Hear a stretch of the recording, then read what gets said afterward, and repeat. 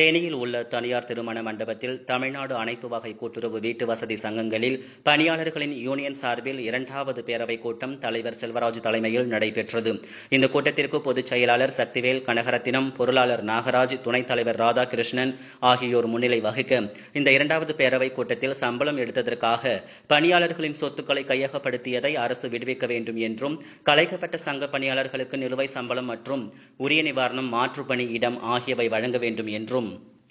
வீட்டு வசதி சங்கங்களுக்கு வருமான வரியிலிருந்து விலக்கு அளிக்க வேண்டும் என்றும், ஓய்வு பெற்ற பணியாளர்களுக்கு வழங்க வேண்டிய ஓய்வு கால நிதி பயன்களை வழங்க வேண்டும் என்றும், அரசு தள்ளுபடி திட்டங்களால் பாதிப்புக்கு உள்ளான பிரதம சங்கங்களுக்கு தள்ளுபடி திட்டங்களால் ஏற்பட்ட இழப்புத் தொகைகளை முழுமையாக அரசு வழங்க வேண்டும் என்றும், பணியாளர்களின் வாழ்வாதாரத்திற்காக நீண்ட நாள் கோரிக்கையான வீட்டு வசதி சங்கங்களில் பொது சேவை மையம் அமைக்க உரிய அனுமதி வழங்க வேண்டும் உள்ளிட்ட